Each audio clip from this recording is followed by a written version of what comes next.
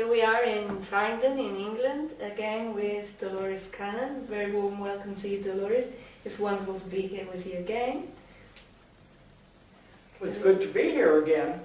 Yes, you spend all your time traveling around, don't you? We travel all over the world constantly, having classes everywhere in all the countries we can think of. They're just everywhere. That's lovely. For people who don't know who Dolores Canon is, would you be able to explain a little bit about who you are, what you do? That's a big story. It's a long story. Because I began my work 45 years ago in the 1960s when nobody was using hypnosis in this way at all. Hypnosis was only used in those days for habits and for relaxation. They were didn't know anything about past life regression. And so it wasn't even considered to do it. Mm-hmm. So I guess you could say I'm like a pioneer. I began before anyone was even attempting it. There was no New Age, there was no metaphysics. None of this existed when I started. So it must have been a surprise when you stumbled on your first past life and a client. Well, it was by accident, if you want to consider anything as ever an accident. But my husband and I, we were using hypnosis for habits. We didn't know how to do it for that when we suddenly discovered a past life. And like I said, there was nothing, no instructions, nothing out, because this never happened to a hypnotist. So how did you actually react for the first time? Well, my curiosity always takes over. Because I'm very curious and I always want to know everything about everything. So instead of getting scared, I just wanted to know what was this. Mm-hmm. And so we just kept exploring it. And that's the first book I ever wrote, tells how we got into all of this. And it's 5 Lives Remembered. We took her through just one woman through 5 lives to when she was created by God. But the amazing thing is that everything we found 45 years ago is the same material I'm finding now. It has not changed, so it has always been correct that long. There's a pattern with everybody. No contradictions in everything that we have discovered. Did you find that other therapists, psychiatrists, psychologists, they accepted it or so many years ago? Or did they Back think you were then, no, weird? they would not talk about it. They wouldn't even know what you were talking about. So it must They have had been I had difficult. no clue about anything like that back then. That was when you decided it was your pathway to... Well, not then. I didn't decide.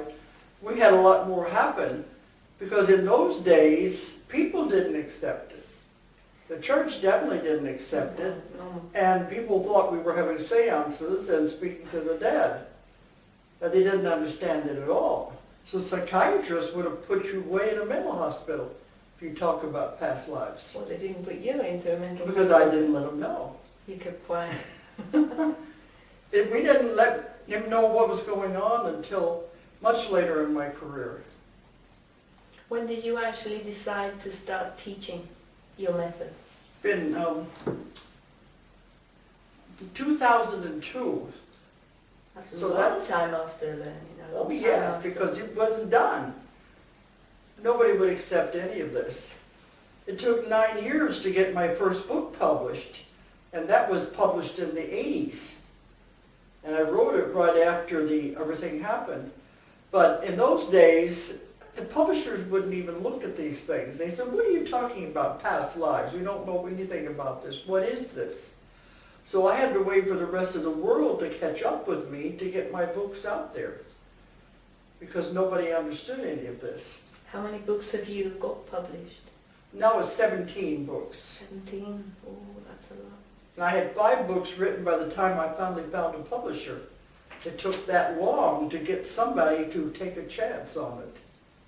All your books are based on information that comes from clients under hypnosis? Yes. Yes. I don't channel, I'm not a psychic. I consider myself the reporter, more a therapist.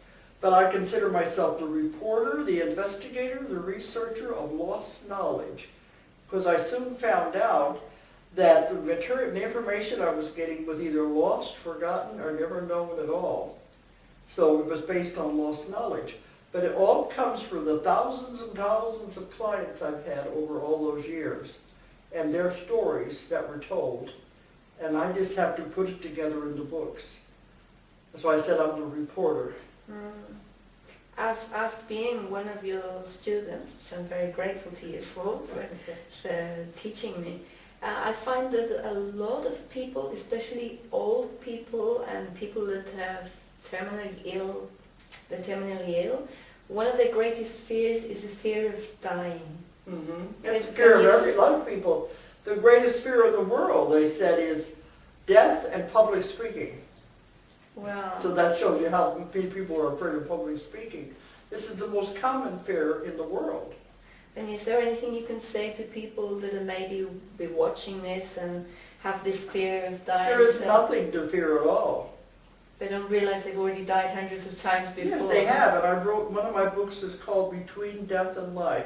Yes, And this book. you have it there, okay. I have it here, a And wonderful it book. explains what happens when you die, what the body feels like when you go through the death process, and where you go on the other side. And there's a lot of different places you can go on the other side.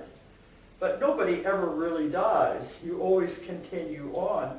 And in that book it talks about how you go full cycle and make your plans to come back again. Because you've lived hundreds and hundreds of lives, and whenever you leave the earth to die, really the spirit side, you're going home. You're going home. And it's a beautiful, wonderful experience, and they feel very good about it. So nobody should ever be afraid of dying. They shouldn't, because you've done it hundreds of times. You just forget when you come to earth. Through your experience of with your clients, when you take them through the death scene, what is the first thing that they say or first thing they feel when they've left their body? Well, in a normal death, not a traumatic one. Yeah. A normal death, when they leave the body and they're standing there looking at the body lying on the bed, they say, "Oh my goodness, I didn't know I looked that bad." Then they say, "Oh, I'm out of there. I'm so glad. Now I can do what I want. I can go where I want. I'm free." You're free. And the last thing they would want to do would be go back into that body again. Because they're free of the suffering. When you're in, well, everything.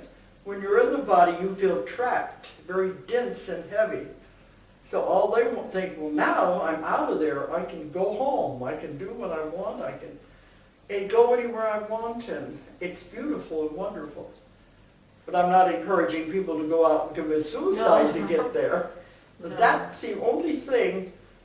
But suicide, you have to come back and do it again anyway, so you don't get out of anything. No. But it is a beautiful, wonderful experience, and I've never found any hell. There is nothing to be afraid of crossing over to the other side. That's one of the things I was going to ask you, because some people, they haven't lived a perfect life, and they're Who afraid has? of being nobody. Who has? Nobody has lived a perfect life. Yeah, it's like who is free of sin, throw the first stone, you know? That's what life's all about, is lessons and having experiences, and what did you learn from the experience. Yeah. So no one They has been shouldn't be perfect. afraid of being judged, because so many people, There's no through judgment their at all. religions, they're told of heaven and hell, and they're There afraid. is no judgment at all. When you get to the other side, you go over the life that you review, the life you have just left. You judge yourself. And there's no harsher judge than you yourself. You look at it and say, I shouldn't have done that. I shouldn't have said that. I didn't realize what I was doing was hurting this other person. Then you know you have to make amends. And you decide how you're going to make these amends and come back the next time to work it all out. There's nobody up there that's going to judge you and throw you into hell, because it doesn't exist. Exactly. And if you know your Bible, you'll know the hell is not even in the Bible.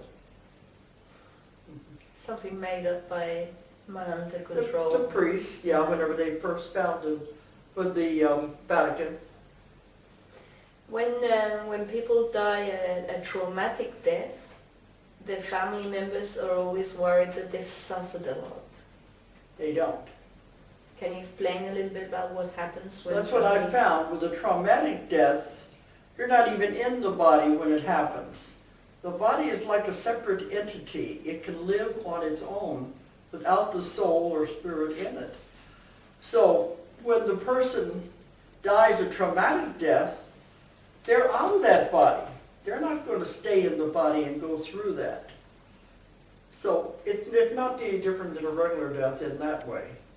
But then they get to the other side, if they have died of a particular traumatic illness or traumatic death, they're taken to a place to rest. And that's the first place they go before they start going into looking over their past lives and everything. That would be the same place where people who have committed suicide would go to? No. People that commit suicide go to a different place. What sort of It's place like do a they go? hospital, Hospital. where they are worked with and they're made to understand what they did was not correct. And they can't come back until they get it all straightened out, because they're going to be much harder if they didn't understand what their actions caused. Because it causes disruption in other people's lives, Yeah. other contracts you've made with other people. So that's why suicide is not a good thing, because you don't get out of anything. You've got to go back and pay it off back all over again. It's not part of the program, not part of the plan. It's never part of the plan. Another thing that you hear about people who have family members who've died on their own. Now, nobody ever dies alone, do they? You mean they never die by themselves? By themselves, if they... No, you are Exactly. never ever alone. Mhm. You always have someone with you, you're just not aware of it. Because when you're born, you are assigned a guide or a guardian angel, depends on what terminology you want to use. They are assigned to you and they are with you your entire lifetime. And people tell me I'm all alone. You're never alone. It's just that we don't realize they're there with us and they want to help you. But they can't help you unless you ask. They'll always be with you when you need them. And when you die, they will be with you to take you where you're supposed to go. So you can never be lost. You can't, they're always with you. There's always someone. Okay. What about little babies, little children who die? It's very difficult for the mothers who have young children who have bad illnesses, or young children who die in accidents. Can you explain a little bit about why these souls decide to have such a short existence? It's their own plan. You have to remember, it's not a baby soul. It is a soul that's been around for thousands of years, having different lessons and different experiences. So it makes a plan. Everybody makes a plan when you come back into the life. And you make contracts with other people you're going to be involved with in that life. So they make a plan. Okay, I just got this one last thing I have to work out before I'm through coming back to Earth. Will you help me do it? And you be the mother and you will learn a lesson from this. And I just got to come back and do this one little thing and then I'm finished. It's been said it's like going to school. Now maybe you finished just about all of your college credits. You only have a little part left that you didn't complete. Are you going to have to come back and do all the kindergarten, the grade school, high school all over again? If all you need is that one little part. So they decide, I'm just going to come back and do this and then I'll be finished. And the mother makes an agreement, not consciously, it's on this other level. You never remember these contracts and plans when you come in. On the other level, they say, all right, I'll help you with this. But you know, when we come into a life, we get attached to it, we have emotions, we have feelings with other people, and it's not easy. No. But that's life. But if you understand, there's always a reason for everything. And I've had a lot of people write to me suffering their whole life through what they say a mistake made many years ago.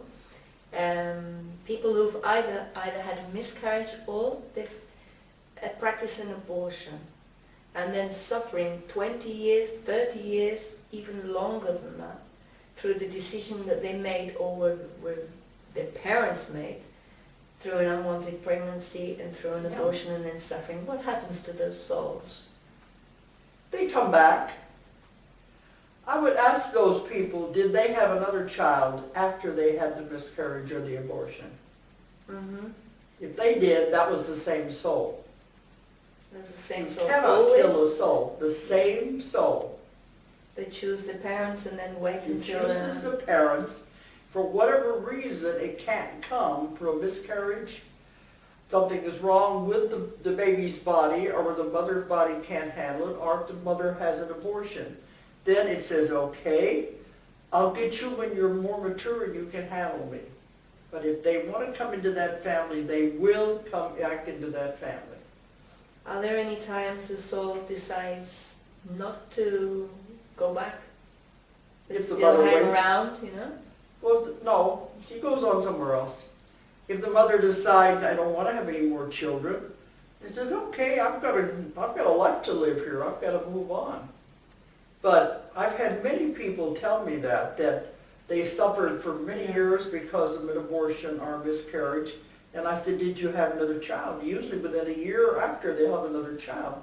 I said, that's the same soul. The same soul. You didn't kill anything. The And baby is not alive until it is born. Then the soul enters at that time. at the time of birth. It has two choices. It goes in and out Mm-hmm. while the woman is pregnant, but it doesn't remain in the fetus. It's in and out of there because it's too cramped, it's too crowded, it doesn't like it. So when it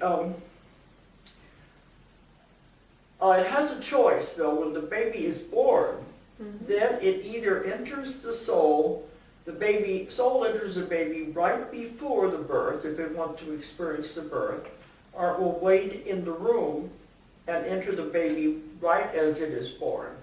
Because the baby can stay alive, it's kept alive on the mother's energy, the mother's life force, because it's attached to the mother.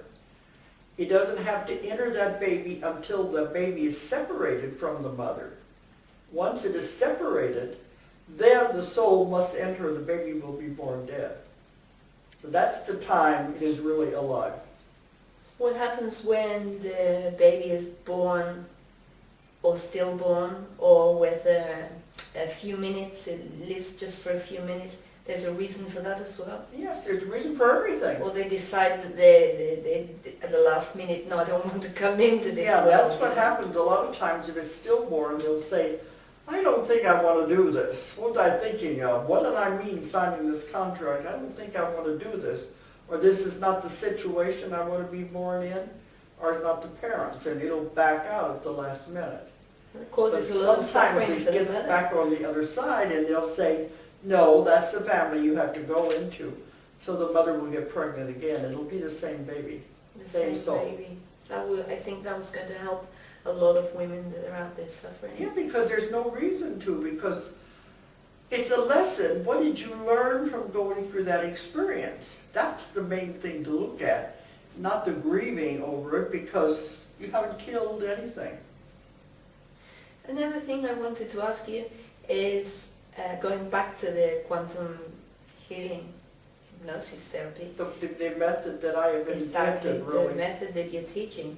In your books, you talk a lot about like miracle healing. Oh, yes. Could you explain a little bit about how that actually happens? Well, see, I found this out gradually over these 45 years I've been doing this. But no one should ever be sick.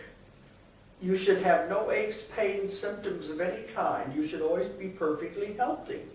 If you are having anything wrong, the body is trying to give you a message. It's trying to tell you something. What we have found, you make yourself sick because you're not supposed to be sick. The body is a miraculous machine that's been created to take care of itself and heal itself if we don't interfere. So it's designed to be perfect. So if you're trying to give you a message, something you're not doing or something you're not getting, my daughter's going to be able to talk about this more with hers. But if you have created this disease, this illness, this pains for a reason, You have done it yourself, and the mind is that powerful to make yourself sick. It's also powerful enough to heal you. We just find out, why did you do this to yourself? We find that out, and it's gone instantly. You've had a lot of cases where people have come Many, in many, and many, many, many. a But it's lot- healed instantly. Are there people who don't heal instantly? There are some, but that's because they don't really want to be healed. The victim, the classical They're the victim personality, and there are many people that you probably know yourself that want to be sick.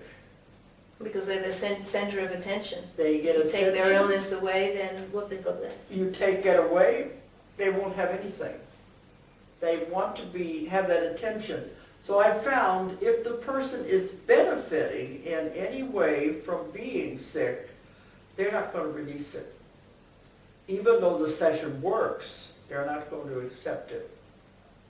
But they have free will, and there's nothing more we can do about it.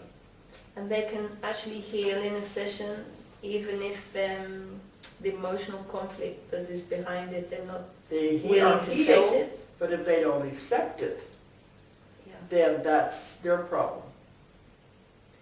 And how can you actually know whether somebody's illness has to do with an emotional conflict in this life or it's a past life? We do find that out during the session. During the session. How should people actually come to receive a session without having their expectations so high and think, They always have I'm going to come in and I'm going to be healed miraculously? They always have expectations. No, they shouldn't have them too high, though. Just No, in they case. do. They do. Because it does happen. I see miracles every Yes, day. I've seen a few myself, and I've only But, been doing this for 8 months. It's their expectation. We expect them to feel that way because they must want to be healed. Must do.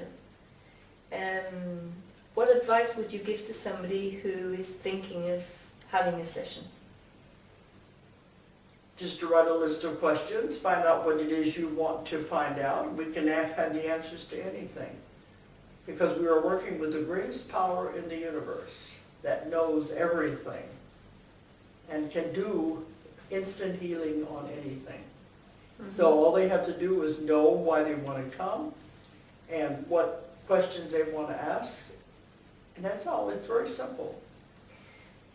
People, I think they have a bad concept regarding hypnosis. They think of, well, what you see on the television, that watch the little light and they're going to be out. That's for dramatic effects. Exactly. So they think they're making it up, if they remember it. They think they're making it up. No, you got two things mixed up there, though. But no, a lot of people have the wrong idea of hypnosis because they see it on TV and in the movies for dramatic effect. And that's not the way hypnosis works at all. But what they don't realize is nothing strange and weird about all of this. You are hypnotized most of the day. Everybody is. You cannot stay totally awake all the time. It's impossible. So you're under a hypnotic state constantly all day long. It's a natural state of the mind, a natural state of the body. Nothing woo-woo or strange. So we take a natural thing that the body does and use it. That's all we do. And what would you say to people who feel that they've been inventing it and making it up So when what? they remember it? So Just what? to play along with it. I always say, if you're making it up, why did you make up that? You could have made up anything. And if it helps them, so what? So what? Okay, and the time flies. We've been sitting here half an hour. So before we go, would you like to say anything, any advice to people for their life? How to better their life, how to... Well, the only thing we have been taught is that, well, first, don't buy into fear. Fear is not real. Fear is an illusion. Fear is for entertainment purposes only. The only thing that is real is love. So all you have to do is live your life the very best way you can, love each other, care for each other, and really try to help each other. And that's what being here in this life is all about, in this world. That's the main thing we're here for. That's all Jesus was trying to teach, and they didn't understand it. That's how to live in this world was by loving and helping each other. So anything we can find in this way to help, that's good. But you can work it out for yourself and take care of each other. Well, Dolores, thank you very much for your time. I'm really grateful to you, and well, we hope to see you again another time. Okay, we'll see. Lovely. Thank you very much. All right. Muchas gracias. Yes, I'll be translating this all into Spanish as well. Okay. So we hope to see you in Spain sometime. Right? I've been in Spain. You've been in Spain, and I offer to translate for you. So if you need. Yeah, I've been in Barcelona many times and in Madrid. Mm. So I do go there occasionally. Well, thank you very much. Okay.